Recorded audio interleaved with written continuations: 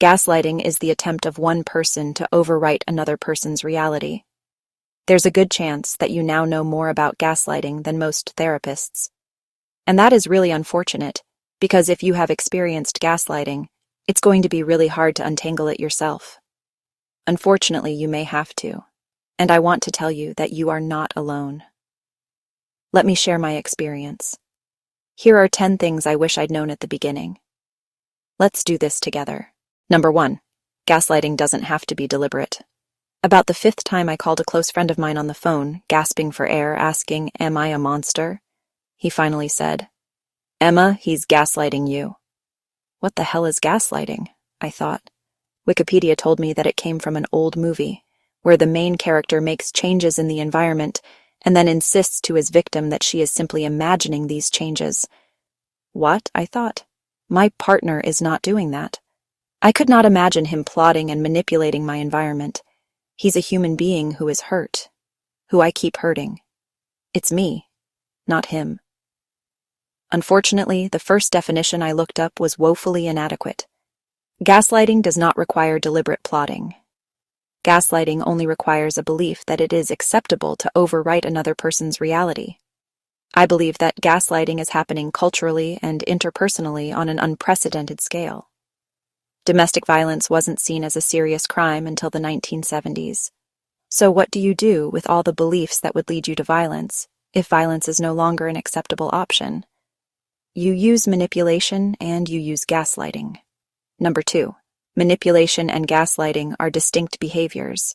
Manipulation usually centers around a direct or indirect threat that is made in order to influence another person's behavior.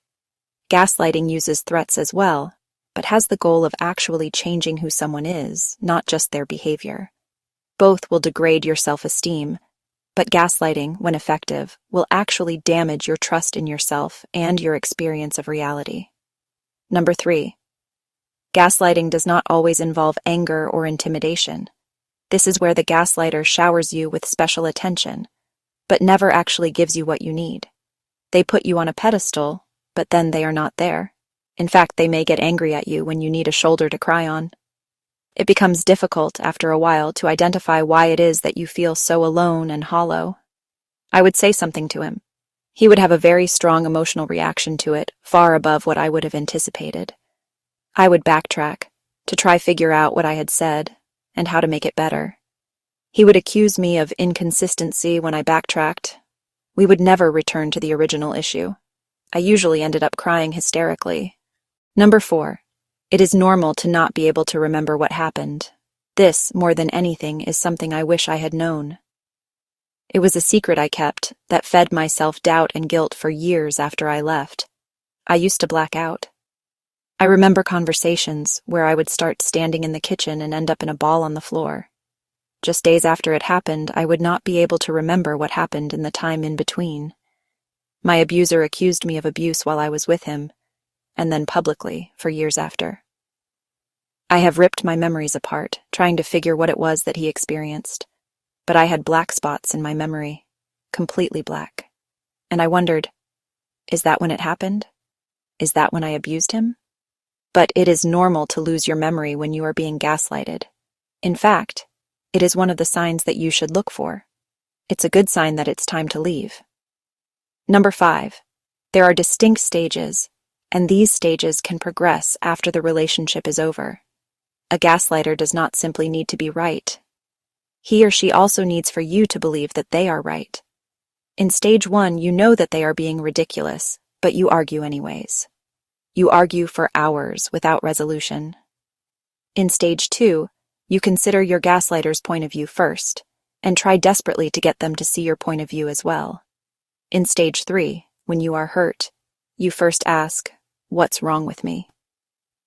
I continued to try to have a friendship with him for months after. I longed for resolution, understanding, and forgiveness. And if I could go back and give myself one piece of advice, it's to go no contact immediately for at least a year. Block your gaslighter on social media. Ask your friends to not give you any new information about them unless it directly pertains to your safety. Fuck anyone who says you are being unreasonable. You need this to heal. Number 6. There are distinct traits that make you more susceptible to gaslighting, but they can also be superpowers. There are 3 tendencies that will pull you into a gaslighting exchange: the need to be right, the need to be understood, and the need for approval. Additionally, certain traits such as being empathic, being a caretaker, needing to see your partner in a positive light, and being a people pleaser will make you more susceptible. But I would strongly urge you to not go in and try to crush these wonderful things about you. You care strongly about your ideas and about other people. You want to understand and be understood. It makes me angry when people tell me that my empathy is a weakness. My empathy is a superpower. Sometimes the right approach is to not engage and instead to make space. Make space for yourself and your gaslighter by setting boundaries. Make so much space for your abuser that they can no longer affect you. Change should make you bigger. It should increase your tank of self-love. It should make you stronger, clearer, more directed. The pain of growth is different than the pain of destruction. One will fill you with love and pride, even when it is hard, and the other will fill you with shame and fear. No one should use shame or fear to try to get you to change. When they do this, they are not asking for change. They are asking for control. Number 7. You know what your truth is. You always have. You always will. Your gaslighter does not see you. You are a shadow standing to the side trying not to attract attention while he showers his image of you with love and attention. And no matter how much your mind is in knots, you know this to be true. You know the space you occupy, even if you hate yourself for it. If you look back, if you look inside, you will see that you always knew that something was wrong. The alarm system always worked. You just learned to stop listening to it. You have not lost as much as you think. Number 8. The end game is not confrontation, it's non-engagement. A really common trope I see in movies and literature is the abuse victim who confronts their abuser. I crave that catharsis because I'm afraid, but I can never address that fear through confrontation. I can only address it by confidence in my ability to set and enforce my own boundaries. When you engage in any way, you tell your gaslighter and yourself that your reality is up for debate. Your reality is not up for debate. If you are like me, you have had a million conversations in your head, and it's those conversations that are killing you. It is ridiculous when someone tries to tell you who you are, what you feel, what you think, what you intended, or what you experienced. You might stop, stunned, and ask, "What would make you think that you could know what's inside of me? Are you okay?" I would like to propose that the best solution to make you less susceptible to gaslighting is to learn how to identify the objective of a conversation. A conversation with the purpose of mutuality should not make you feel afraid, ashamed, disoriented, or confused. You do not have to figure out what it is they are doing. You only have to figure out what you are feeling. Try this. We will have to agree to disagree. I don't like how I feel right now, and I want to finish this conversation later or never. You're trying to tell me what my experience is, and I'm not okay with that. Do not contact me again. But the minute someone tries to replace your experience, it's time to stop communicating, at least on that subject. Number 9. You must confront the threat. You must be able to leave even if you don't. Every gaslighting exchange exists under the shroud of some kind of threat. For my relationship, the threat started out as disapproval. Then it was the relationship that was threatened, and eventually the threat escalated to his own life. I had no ability to confront or resist the gaslighting until one by one, I confronted the fears that these threats produced in me. I grieved. I spent a week in bed and cried over everything I had poured into the relationship.